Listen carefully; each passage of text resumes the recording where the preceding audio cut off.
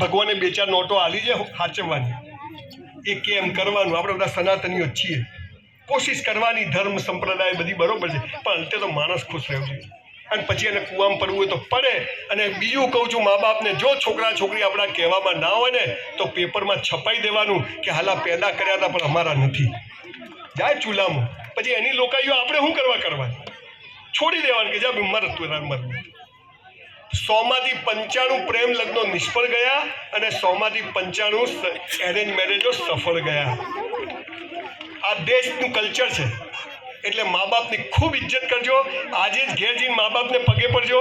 અચ્છા, તમે બધા ઘેર જઈને પગે પડશો ને, શું છેલા પૈસા નહીં મળે અને સહી તો ક્યાંય નહીં કરું.